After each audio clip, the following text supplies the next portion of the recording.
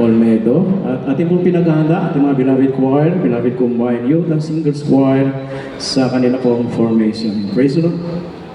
Sige po. Amen. Praise the Lord. The highest praise, glory, and honor belongs to our loving Lord Jesus.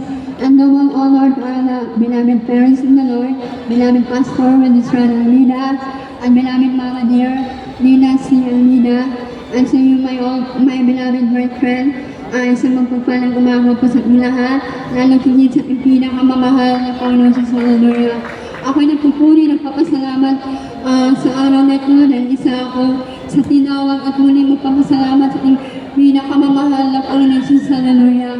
Alam niyo mga minamahal, bago ako nasave sa gawain ito, may tanggap akong karamdaman na migraine, ulcer at dysmenorrhea. Sa patuloy ko pong pagdalaw sa gawain ito, mga minamahal, andyan po at taglay na kagalingan ng pinagkaloob natin pinakamamahal na Panginoon sa Hallelujah. At alam niyo rin po mga minamahal, ito ang gawain ito, hallelujah. Alam niyo mga minamahal, nagkaroon po ng karamdaman ng aking kapatid sa laman kung saan mga minamahal. Andyan po mga minamahal to the point na namamaalam po siya sa akin mga minamahal, hallelujah. Sa araw na yun mga minamahal, kasalukuyan pa ako nag-aayon. Sabi niya, hindi na po daw kami magkikita. Ngunit sabi ko, totoo ang gawain na to, totoo ang mana Panginoon Jesus. Alam niyo mga minamahal, yung sugar niya, umabot na po ng 800. Ngunit sa kabagyan natin pinakamamahal ko Jesus. Sa unang dalaga ng mahal na pastor, pinagaling ang aking kapatid mga minamahal. Although hindi po sila nagpapagod, ngunit abot sila ng mga panalangin ng mahal na Panginoon. Pastor, hallelujah.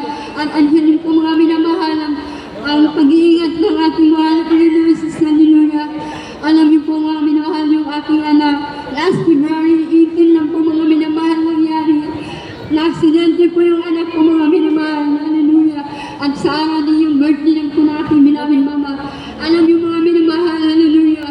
Yung minamanihan po nila ang sasakyan mga minamahal. Yung anak ko po mga minamahal.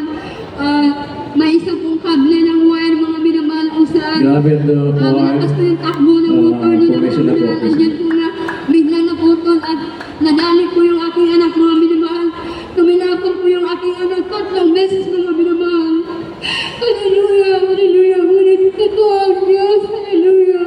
Hindi po nagkaroon ng fracture yung aking anak mga minamahal. Galas, hallelujah, wala po nangyari sa kanya. Tapos siya tumayo at nagpagpag ng mga minamahal, hallelujah. Gaano mabuti at ang pinakamamahal ng Jesus. Although mahirap mga minamahal, hindi pa lang mag-isa maglilingkod. Ngunit kung papatuloy ka magdumalo mo ng langit, magpakumamaan siya na kabangan ng pinakamamahal ng Jesus. Hallelujah, alam mo po rin mga minamahal, ay sa himala ko ng mahal ng Panginoon Jesus, hallelujah. Bilang tao mga minamahal, hallelujah, nawawala ng pag-asa, ngunit sa Diyos may pag-asa, na admit ko mga minamahal na nag-desire ako mag-abroad. Alam niyo mga minamahal, 5 medical po, bagsak ako, ngunit totoo ang panalangin ng lupeta ng Diyos, hallelujah.